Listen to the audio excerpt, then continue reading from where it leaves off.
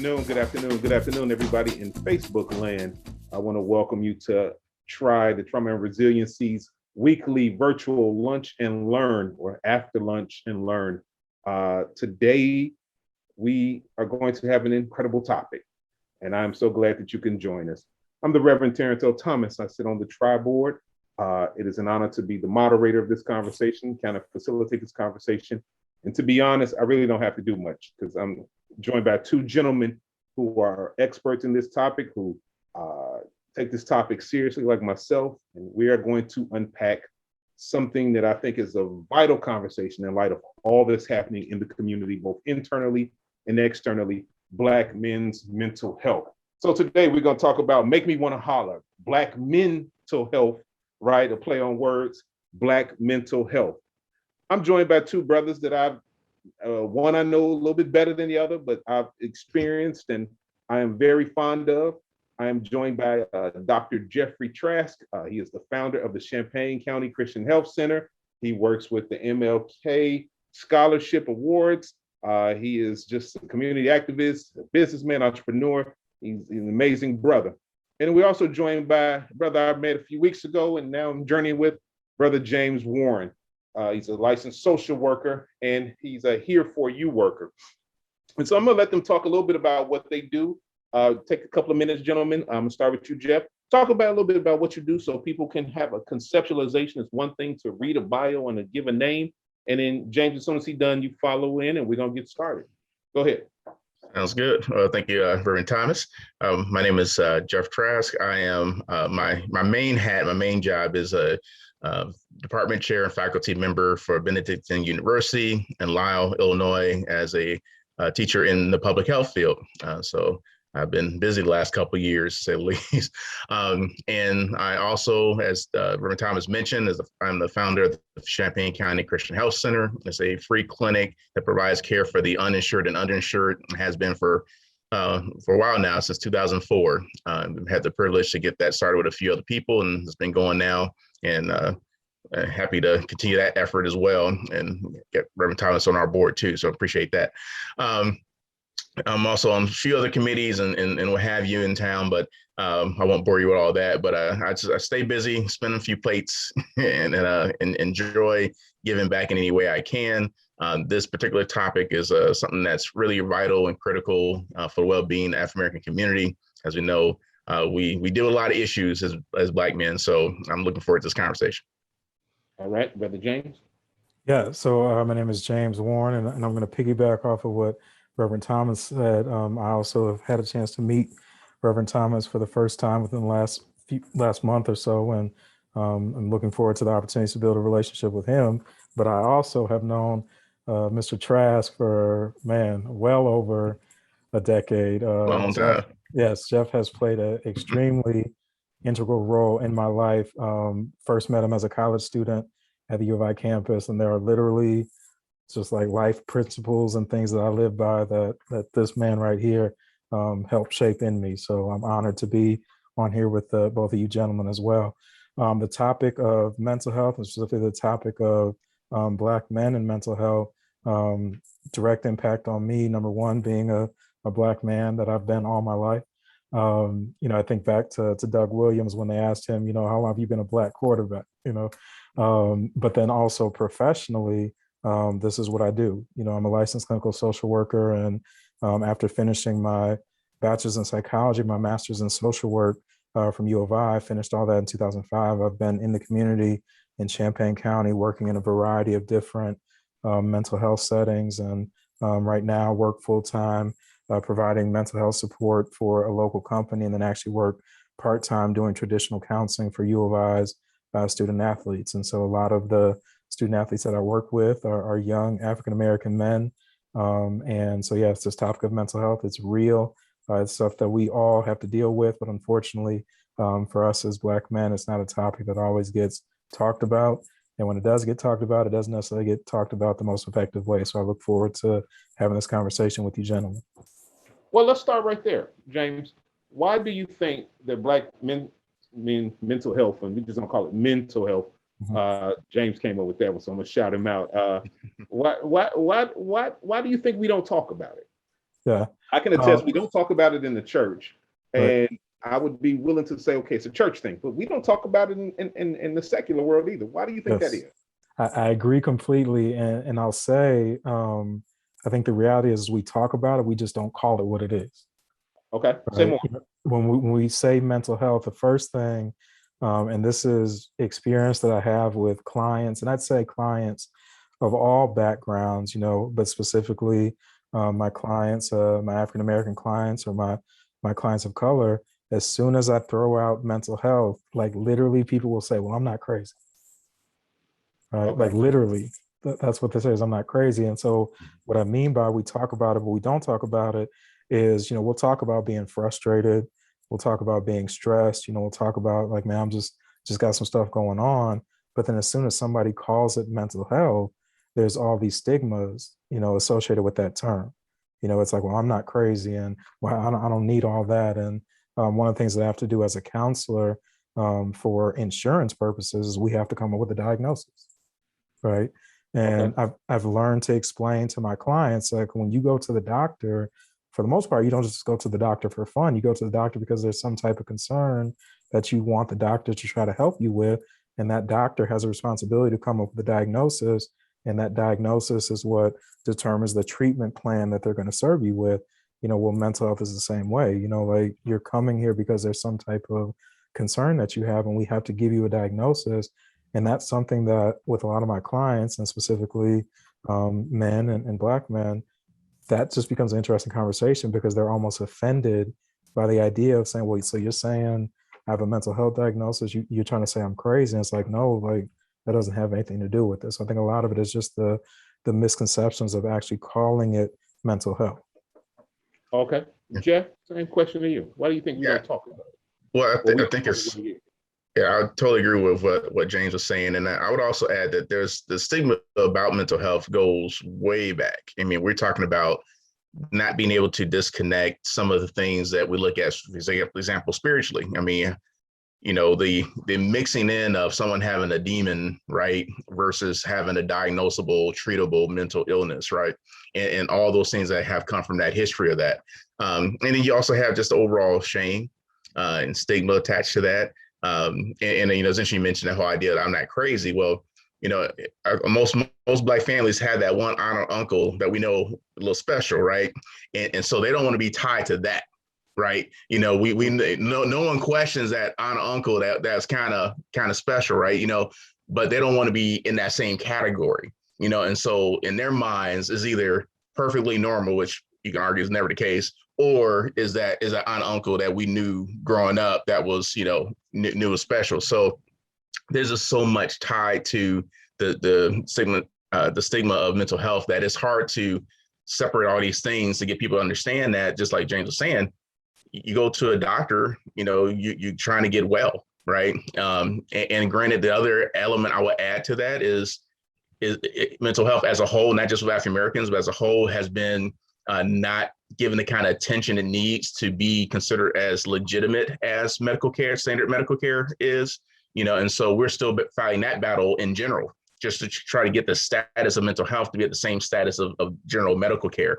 And some of that is because there's a lot of, all medicine is practiced in medicine, right? Mm-hmm. But it's even amplified when you talk about mental health care, because there's so much more information and things you need to know, and variables and all kind of things that's attached to it that may not be as complicated when it comes to someone's physical health and well-being too. So we're battling with a lot of different things here.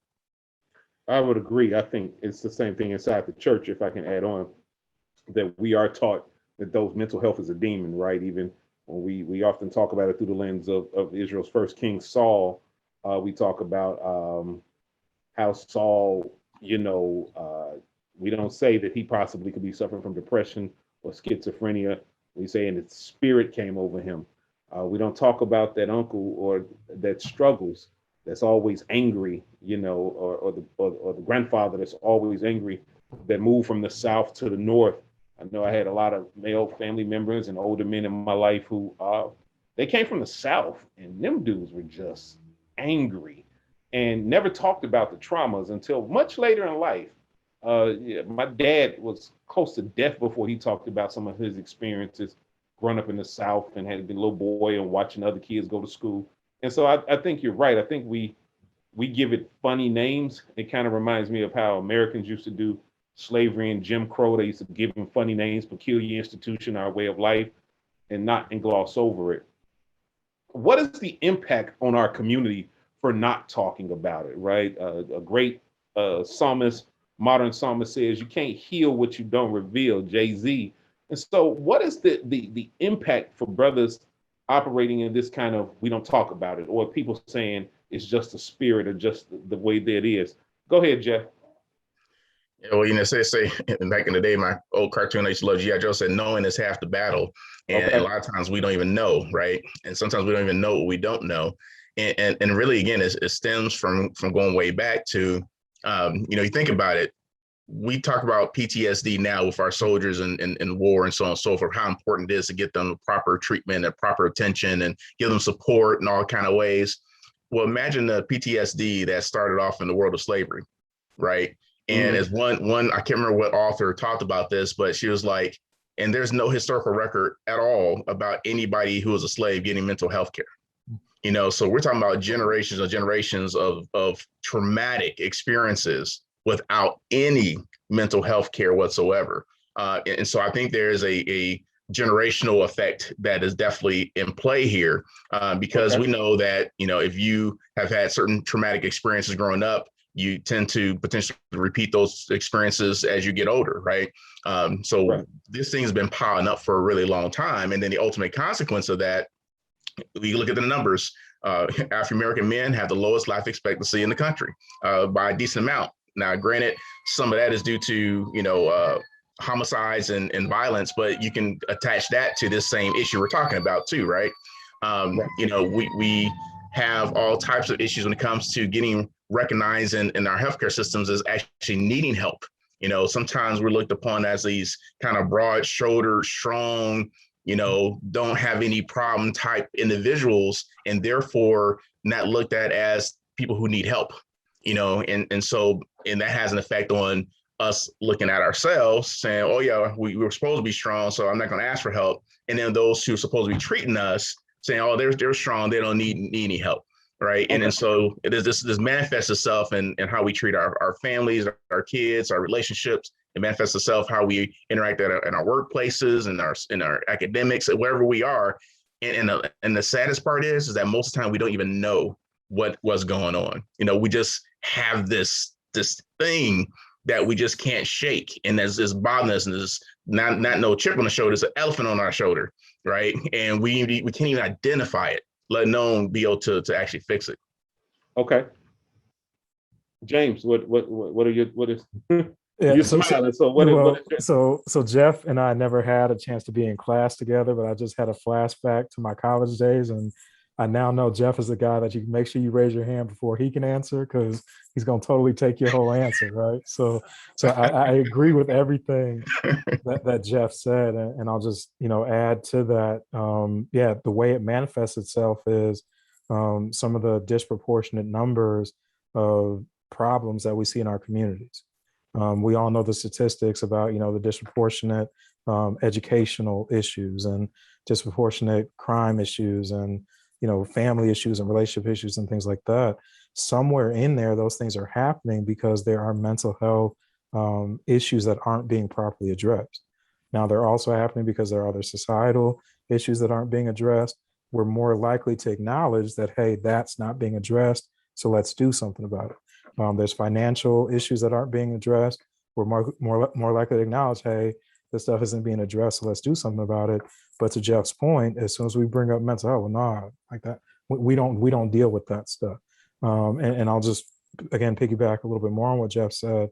For the African American men, and when I say men, I'm going to differentiate between men, young men, and boys, because I do get to work with clients of all different ages. And across the age range, when I'm working with, again, Black men, Black young men, and Black boys, I can't tell you how often I literally hear them saying what Jeff just said. Well, no, I got to be strong. Like I don't really have time. I got stuff to do. I don't have time to be stressed out. I don't have time to be depressed. Well, I'm not depressed, and the interesting thing that I'm finding, and I'll say one of the other ways that this manifests itself in our communities is the people who are in relationships with these Black men. So their children, if you have a father who is not let's look at it from, again, a medical perspective.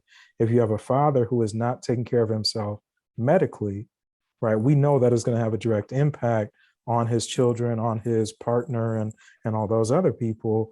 Well, if the father is not taking care of his mental health, it's going to have that same impact. And one of the interesting things that I'm finding as I'm having these conversations, again, with Black men, Black young men, and Black boys, this idea of being strong, a lot of times what they're saying is, well, this is what my mom told me. This is what my grandmother told me, grandma's literally on her deathbed asking me, what am I crying for? Okay. So we're having these situations where these real emotions, these real things that we're dealing with, it's almost like drinking poison. Just because I don't know I'm drinking poison is not going to stop that poison from having an impact on my body. And if we continue to ignore this issue, it is going to continue to have a detrimental impact on the individuals and their communities, whether we acknowledge it or not. Okay. And so would you all say, at the risk of our viewers probably saying that, making excuses, and I'm trying to get to it because we only got an hour, right? This uptick in violence, how much of this violence would you say is tied into what we're talking about today? There are those that say, these brothers just don't want nothing. These brothers just don't value life. There are those that say that these brothers are making conscious choices. I submit that there's trauma, hurt people, all the things we talked about. So, it wasn't, I'm not allowed to process my emotions. So any slight, somebody said something about my homie that passed. I don't know how to deal with that grief. Nobody sat me down, so I need to respond. That's Reverend Thomas. Am I off base? Am I making excuses for these young brothers? What would you say to the old lady that said, Reverend, you always making excuses for these brothers? They ain't no trauma. They just bad. Right, Jack. Yeah. So James, you go first because you said Jeff. Right. So, and I'm going to speak on this from the perspective of being the mental health provider who gets to have the conversation, behind closed doors, right? So obviously for confidentiality purposes, I'm not going to speak about specifics, but, I've sat in rooms with young Black men who have murdered people. Okay. I've sat in rooms, and again, as the counselor, I've sat in rooms with young Black men who have committed sexual assaults against people. I've sat in rooms with young Black men who, I shouldn't say young Black men and Black men, who have perpetrated a lot of this violence. And when I have the opportunity to actually dig in and discuss with them, hey, how did we get to this point? You do start to hear, well, hey, this is what I've seen myself, right? This is what I've had done to me. This is, the people in my life who were responsible for teaching me and guiding me. Some of this is stuff that they taught me and guided me based on their own experiences. And so for us to acknowledge the idea that trauma is definitely playing a role, now where we can come in and say like, hey, that doesn't necessarily mean that there's not accountability. But it would be foolish for any of us to say that, somebody wakes up in the morning like, yeah, I want to go out here and just be a menace to society and ruin my own life and ruin the life of all these other people around me. That doesn't happen. Those are individuals who themselves, unfortunately, have probably been victimized in some way, have been exposed to all kinds of trauma and foolishness and chaos and stuff like that. And their brains have been wired a certain way. Their emotions have been wired a certain way. And as long as we continue to not acknowledge that that's the case, then all we're going to do is continue to try to put Band-Aids on, literal bullet holes. We're going to continue to try to lock people up or throw money at stuff. And until we actually get to the real source of the issue. And even in that, accountability is a beautiful thing when you're able to help a person acknowledge like, hey, you have been traumatized. And yes, that has contributed to some of the decisions that you're making. It wasn't any good for the people who traumatized you to do harm to you. right? What's also not good for you to respond to that trauma by doing harm to other people. So let's do both at the same time. Let's address your trauma, hold you accountable, but by properly addressing the trauma, it actually puts you in a position where you're like, okay, I understand why I'm making these decisions. I didn't like it when those things were happening to me, and I no longer want to continue to perpetrate the same things to other people. Okay. Jeff, your question. Yeah, totally agree with what James was saying. And I would, well, two things I want to say on the micro level still. It's interesting to me when we think about when people respond strongly to things that happen to them. And when you go to court, they're often the legal defense is the temporary insanity, right? Because something traumatic, like Time to Kill, when, the movie where Samuel L. Jackson, his daughter got raped and something, he shot those white guys, raped his daughter, and he got off because people understood, right? He lost it when he found out what they did to his daughter. And we got to understand that that type of trauma, right, is happening to people all the time. And we don't even hear the temporary insanity piece for Black men. We just get locked up, right? But it's the same kind of concept, right? That you're dealing with this traumatic experience and you're responding to that traumatic experience, and so we need to really think out the box and be creative with how we approach that, just on that note. And then I also add on a macro level, I was talking to James about this the other night. It's like, you have yet to see Black men that who are upper middle class economically do a drive-by shooting. If you ever point that out to me and you show me where, in a nice neighborhood somewhere, some Black dudes went around and shot some other well-off Black dudes, let me know. Because what we're really also dealing with is a society that has basically entrapped Black African Americans in many ways. And, I think about the show The Walking Dead, and where Rick and his gang is, it's not a matter of worry about the zombies, it's a matter of worry about the other people who's alive, because they're all fighting for this limited amount of resources. And that's what we have in our African communities, people fighting for these limited amount of resources and doing desperate things to get those resources. And that leads to all these different situations we're talking about. They even found that when we are in desperate situations, our brains are similar to when we are inebriated, when we're drunk. Our decision-making capacity disappears when we know we got to pay rent or get evicted. So we'll go get that payday loan knowing that's only going to make things worse, but we're not thinking about the rationality at that time because we're trying to deal with the desperate in the situation right now.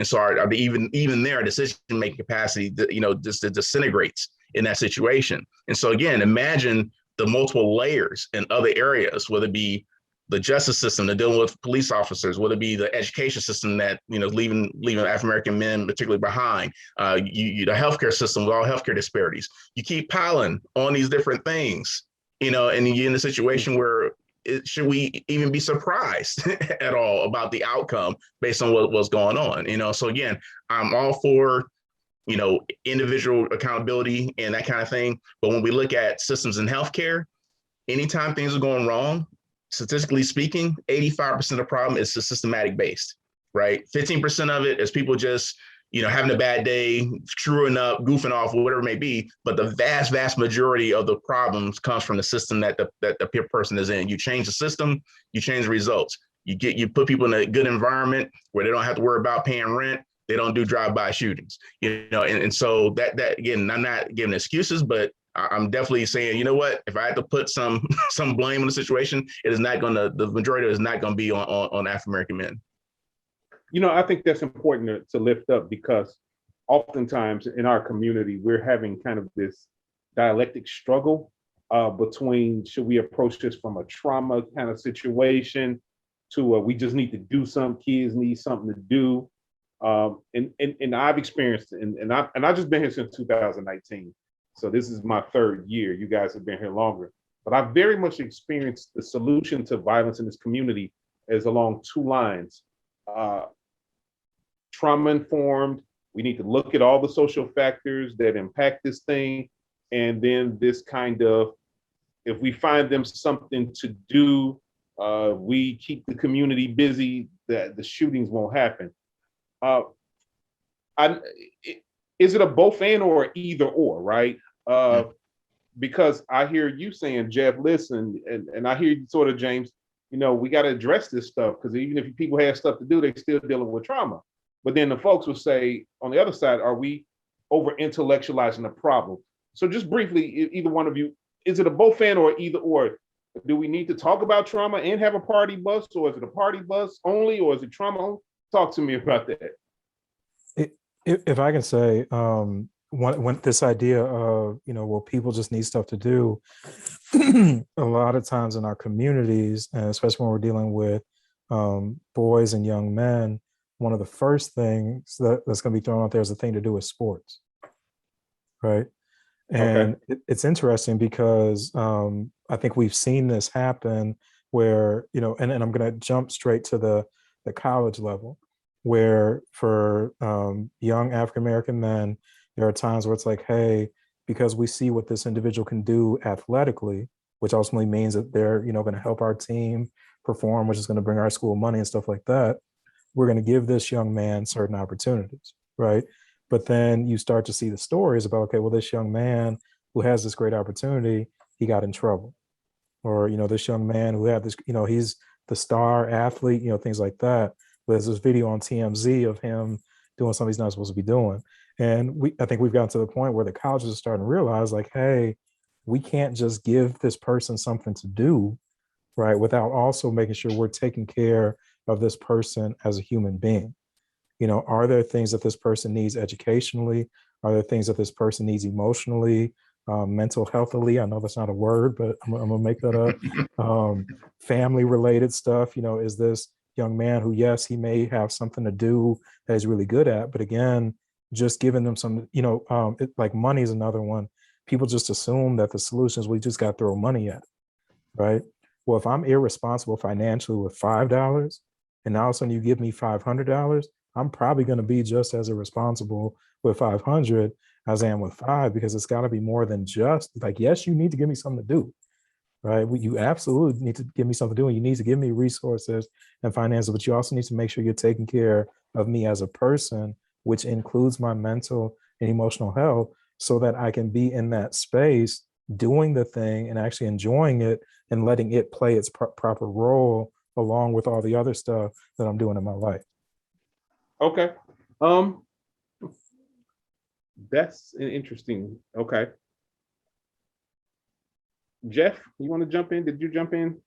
No, I don't have much to add to that other than the fact that James made me think about something. We say, well, when we think about stuff to do, it usually is athletic based. And I just think about, what about opportunities to learn how to play instruments? What about the opportunities to learn how to play chess or go golfing or some other cultural experience, go on various types of college trips and things of that nature. We tend to kind of limit ourselves in terms of what kind of things that we can keep ourselves busy with, which, there's so many opportunities for us to grow, and sports are so limiting.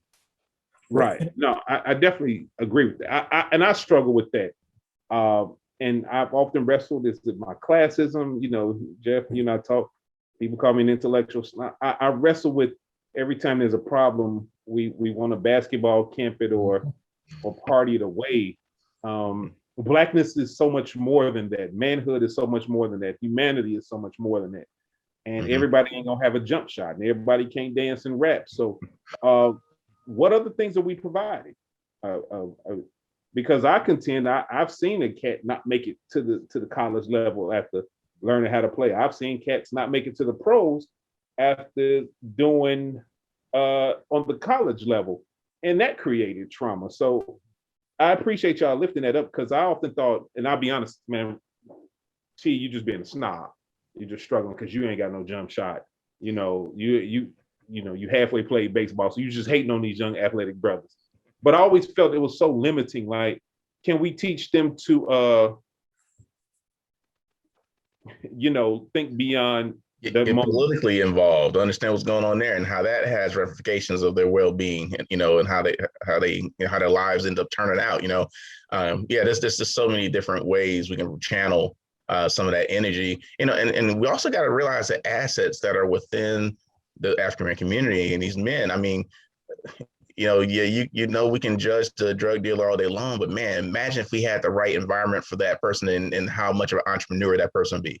I mean, the world of business is very much untapped with African Americans, and there's so many young men and women, African American men and women, who could be so good at running their own businesses and being entrepreneurs, and just not only not given opportunities, but not even given the knowledge that that's even a possibility, you know. Because I even admit I was limited in terms of how I thought about that just until a few years ago myself, you know. And so let alone if I used to mentor young men ain't never been to a sit down restaurant before. So I mean, how there's just so many things that we can expose our young men to. That is limitless, you know. And so I think we can come up with those things to do, but we can be creative in how we do that too.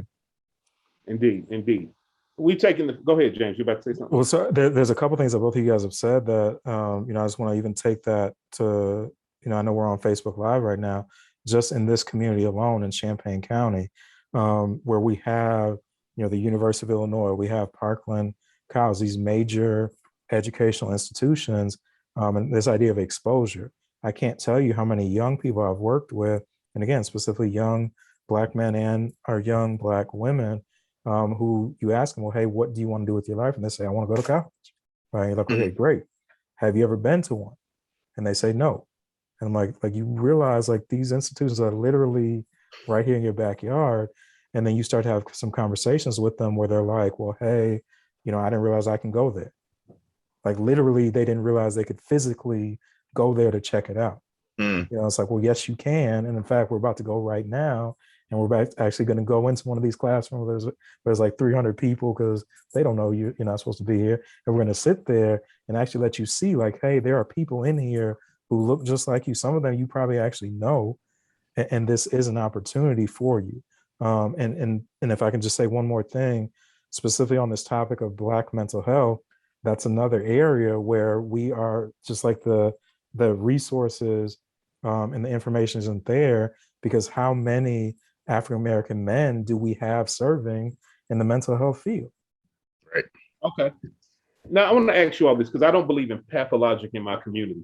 And this sort of, James, you raised this in our background dialogue. Is this issue endemic only to African-American men? Is this issue only brothers don't know how to control their emotions and their anger? Can we talk about that, or is it highlighted more because, like most things, like Black crime, they shine the light on us more, but crime is crime. I remember somebody was talking about the crime in Champaign-Urbana, and I said, I would love to see the crime statistics of U of I. The difference is those don't make the News Gazette.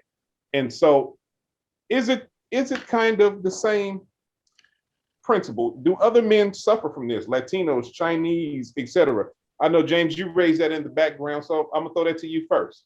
So I appreciate you asking that. The answer is yes. Human beings in general, are dealing with our emotions and mental health and depression and anxiety and frustration and trauma. It's a human being thing.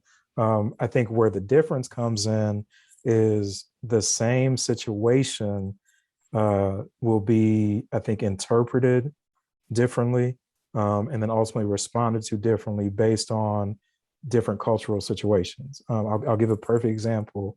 There was a local school district, and I won't name the school district, but there was a local school district that I worked for about a year and a half providing mental health support. And part of my job was to actually be in the classrooms, not just working with the students, but also working with the teachers and the staff to say, hey, if things aren't going well in a year, here's another set of eyes to add some perspective of why things may not be going so well. So one of the schools I worked with had a cell phone policy. And the policy was really simple. You're not supposed to have your cell phone out in class. Real simple. I sat there and watched, situations where you might have a young Asian American female student sitting in the front row with her cell phone out. Okay. She might as well have been invisible because nobody thought to say anything to her about the fact that she had her cell phone out. In that same classroom, a young African American male student sitting in that classroom pulls his cell phone out. Hey, put your phone away. Something's not right about that, right? To some maybe more extreme examples of when we have people who are actually do make decisions that get them involved in the justice system or, in the legal system. From what I've seen, and I'm just speaking of personal experience, so I'm not saying this is the case everywhere. I've seen situations where you can have two individuals commit the same exact offense, right? But one individual is like, okay, well, let's look of how we can, what's the word, reform this individual. Let's get them connected with services, and let's get them into counseling, and let's get them, we'll just put them on probation or a diversionary program because we believe this person can be helped with those types of resources.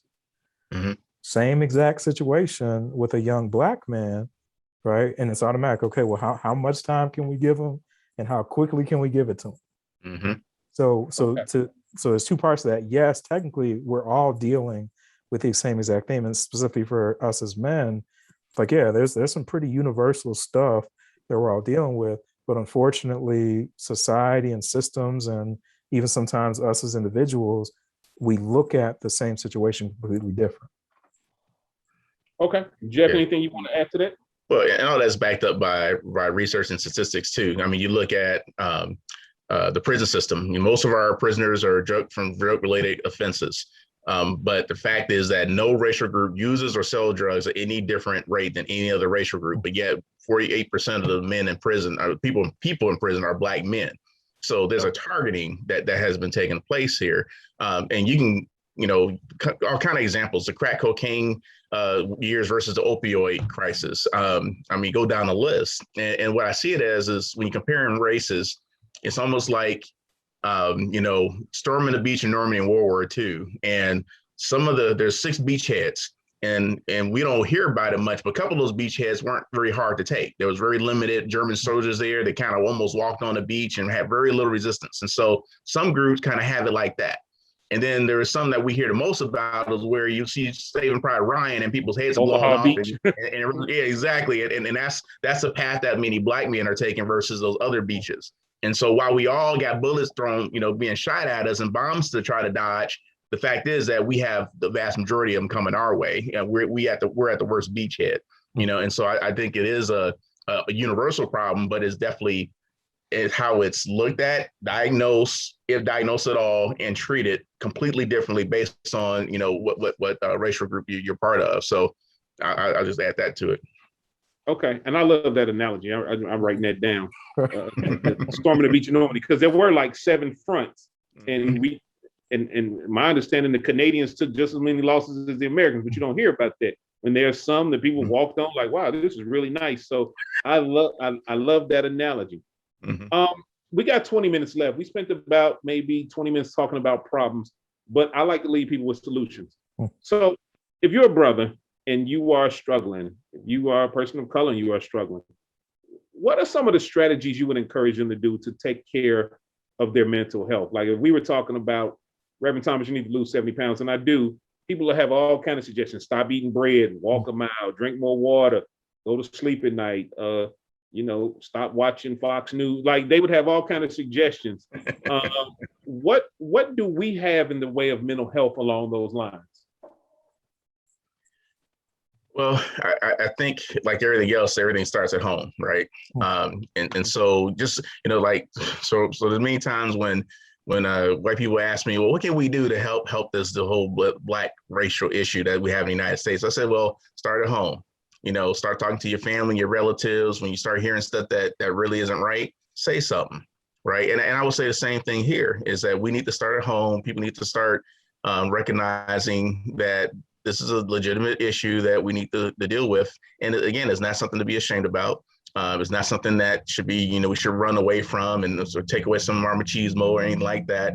And that is just real. And I think the more we can make that a okay conversation in our homes and interacting with our day-to-day, things and activities that we do, that's the place to start. As a person that's been running a free clinic for a long time, there's services that's available when you need them. And we just need to make that be made more aware in our communities that there are some resources to tap into. Now, granted, I will say that mental health is not given the kind of money and attention that it should, so we are obviously limited when it comes to that. We don't have enough mental health practitioners, period, let alone Black mental health practitioners. But there's room to actually use them if we actually start tapping into that, because we don't really do that too much.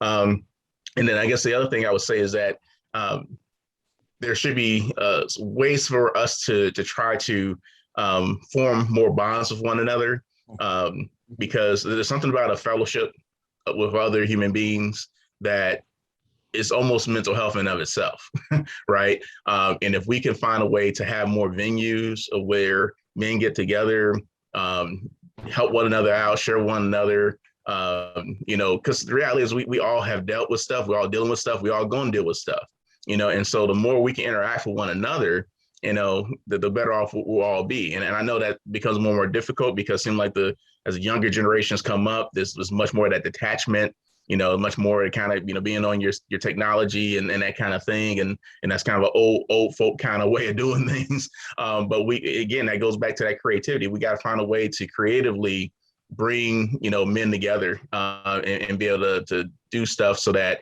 we're at least aware that, we're not alone, right? We're not by ourselves in any of this. And I think some of my biggest growing points of having that male mentor in my life, being able to share things with me and and sometimes not even tell me anything, but just showing me example with his life, right? And just how he went about his business and how he handled his family and how he took care of people around him, and so we just need more of that.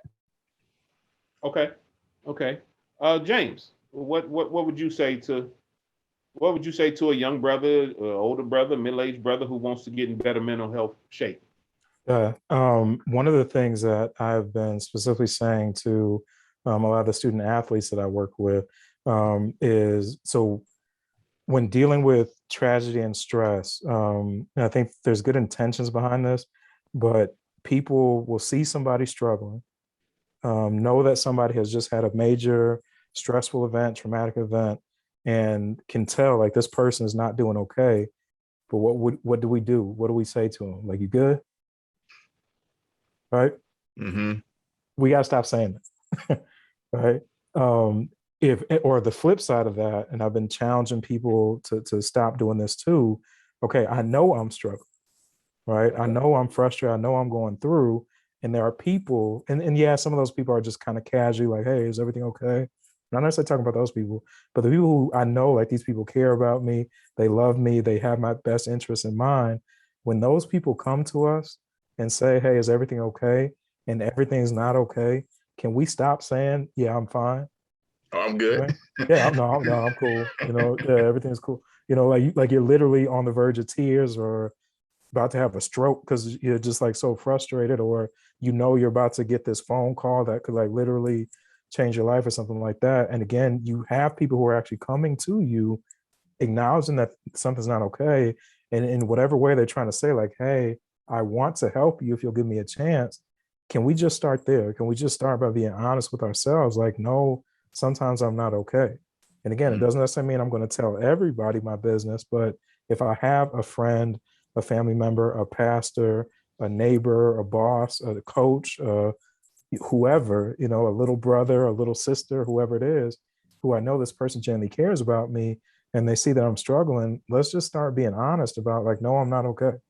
Mm-hmm. I think that'd be a great place to start. Yeah, and I think encourage ourselves on what James is saying is reaching out too. One of the most traumatic experiences I had in my life when I was a teenager, police thought I was robbing my own house and came in with guns pointing at me on my kitchen floor with a foot on my back, talking about if I move, I'm going to blow my rear end off and all this other kind of stuff. And the first thing I did after they left was call my best friend, Greg, and just told him what happened. I wasn't in tears, nothing like that, but just the very fact of just talking about it after it happened was a huge plus for me to have to kind of get it out my system, right? Okay. And I would say this too, I talk about it pretty often. When I do presentations, I go to different places and talk in front of, hundreds of people here and there. I'll share that same story because for me, that's still therapy. Because not only is it me getting it out again, but it's also comforting for me for other people to be aware of these kind of things that we go through as African-American men too, so that they can maybe comfort somebody else. Okay. I think for me, I like that construct because now this is where it gets tricky. And Jeff, you understand this. As a preacher, I'm encouraged not to overshare my story, right? You can't share too much with people. But I think that's not liberatory. I think that's confining. What does it mean as a preacher and somebody that's a man of faith to talk about his suicide attempt at the age of 19. And 2 other hospitalizations based upon some emotions I was having at the time later as an adult, but to be here, who's working towards healing, who's done the work without platitude. So I don't have to hit you with a bunch of spiritual cliches and rhetoric. I've lived it. I've journeyed it. I've taken the Zoloft. I've been in therapy. I did occupation, all the work. And so it's a refreshing to hear another man say, listen, I tell my story. Because I think oftentimes we don't tell our stories, especially those in the upper middle class, upper middle class that made it to something. We don't talk about them rough days when we eating ramen noodles and we struggled, and then, you know, for the Married Brothers, you and your wife had to share the cheeseburger. We don't talk about that. We want to make it seem like we just woke up where we are. But I think if we start talking about it, and not in a condescending way, you know, that hey, I'm a brother like you. No, I ain't never did what you did, little homie. But I've been through some stuff. Like, you know, I'm quick to tell a brother, you gonna tell me you're a shooter like me? No, nowhere near. He never did that. Nope. But I have seen other rivers that are comparable. And I think that if we start doing that, that's what we can make the connection. I do think the condescending storytelling, I remember growing up, every teacher, every cop grew up in the projects in high school. You know, I grew up on the South Side in Robert Taylor homes. All of y'all did not grow up in this one building on the Robert Taylors, but they used to tell us to try to connect. And we look at this dude and the way he talk in his shoes and be like, "You ain't what nothing, sir, Mr. Jenkins, sir." And so I do think that we got to start telling authentic stories. Now I got to ask this, and we're probably gonna end on this. This is moderator privilege. I'm a pastor, and most Black folks are people of faith. It's no longer Christian centered as it was, but they're people of faith. And unequivocally, faith traditions get mental health wrong. What would you say, and what would you advise me to do? Let's say I wasn't trained as a chaplain. For our viewers, I know trauma, 9 units of CPE, clinical pastor, chaplain, all of that. But I'm regular Reverend Lonnie Leroy Love. What would you say to me about Black men and mental health, and what would you like for me to do to make sure that I take care of my parishioners in general? So I come to you, Jeff, James. I got a young man, he angry. I told him we got to pray about it. Let's walk through that. What would you say, and how would you want the men of faith to operate? So first of all, just a both and approach, right? You know, faith is something that can get you through almost anything, but you also need practical things to go along with that, you know, and both are important. And so one of the things that to me is a frustration in religion is that we always have an answer for everything, right? And when someone is struggling and they're depressed and those other kind of stuff, you know, just getting told, you know, read these 5 scriptures ain't gonna cut it, right? We need to have that spiritual basis, but we also need to say, okay, besides these 5 scriptures to read, you know, can we look into some various, what does it mean to be diagnosed with mental health? What does it mean to be suffering from a biological chemistry-based disease that you literally cannot control on your own accord, right? Let's just talk about that and what are some approaches and ways that we can actually address that. And let's stop downplaying pain. I think that's another detrimental thing we do in the church is that we're supposed to just get over it. You know, I mean, some people be dead in the casket and we can't even mourn, you know, for 2 hot seconds before we're like, oh, they in heaven. So stop, you know, stop crying because they in a better place. You know what? It's a both and, you know, yeah, they're in heaven, but you know what? It hurts like hell that they're gone.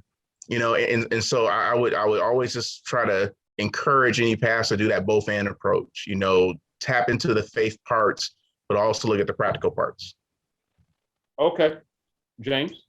Yeah, so it's interesting again, growing up, you know, Christian school, being a Christian myself, and then eventually going into the mental health profession, you know, I've experienced this on both ends of it. You know, I've been in the places where, you know, again, when I myself was also struggling, you know, with my mental health and had a suicide attempt at age 17, where it's like, you know, yeah, it's like one side say, well, you should have been praying, you should have been this and should have been that. Thankfully, there was also another side. I was like, and hey, here's some people for you to talk to. And so eventually, becoming a mental health professional myself, for my clients who do identify as people of faith, that's a big part of it too, is being able to have that conversation with them. Like, yes, this is, what the Bible says about faith and trusting God and things like that. And also, this is what the Bible says about anxiety, right? And this is what anxiety is. This is what the Bible says about the importance of having wise counsel. So in addition to just praying and talking to God, the Bible is saying you should also talk to people. And you should talk to people who can actually, work with you and help you and things like that. So I think that's the biggest thing for you in the role that you are, and for everybody within the faith community, is if we actually get in there and read what the book says, there's nothing in there that says thou shalt not, care for your mental health. There's nothing that says you should only pray. A good example that a former supervisor that I had years ago said, and this is a man that wore glasses, he's like, I wear these glasses for a reason, and so something that I took from that, when it comes to faith, it's like, yes, we can pray and we can pray for healing and fully expect to be healed, and make sure you go see the doctor. Right? Make sure you, blood pressure. That's another thing that disproportionately impacts African American males. It's like, yeah, like we should pray and eat healthy and all that stuff, and do the stuff that the doctor tells us to do. So understanding that the source itself, the word of God, again, for me as a Christian, there's nothing in there that says that, again, mental health doesn't exist and stuff like that. So we just need to understand that it really is, the two can go hand in hand. Okay. Yeah, and I really appreciate what you're saying, James, about the accounting for if you have shortcomings, right? Because it's one great TED Talk. He talked about how we have so many cognitive disadvantages when it comes to the way our brain works that we're not even aware of. And his point was that, when we can't do things physically, we create something to solve it. We can't fly, so we make stairs and elevators. If we can't do that, we figure it out because we gotta have to account for our shortcomings. And cognitively speaking, we just don't do that, when the shortcomings are just as prevalent as they are physically, So we have to kind of get into this space of where, it's okay to make these bridges, cognitively speaking, that we need to make in order to solve the same kind of problems we have in the physical world. Okay. I hear that, and I appreciate those practical, even as a good reminder for me, that it's a both and, but it's also some pragmatic things too. And I would also tell preachers, don't be afraid to outsource. Like if you run into a problem that you can't answer, call James. Call Jeff. Like, you said it, Jeff. Listen. Sometimes preachers think they got to answer everything. I'm quick to tell folks that's above my pay grade. That's a colonel. I'm just a captain. Let me refer you out. Let me get my trusty referral pen. So I stink at relationships. So when people come to me with their marital problems, don't ask me, fam. I'm gonna have you single. So let's get you a professional that's doing way better than me. And these final two, we have 4 minutes, so 2 minutes apiece. What are your final thoughts on mental health? In an ideal world, the world as we imagine it, what would you like to see about Black men mental health? I'm gonna start with you, James, and I'm gonna let Jeff close it out. Number one, thank you all for being willing to have this conversation.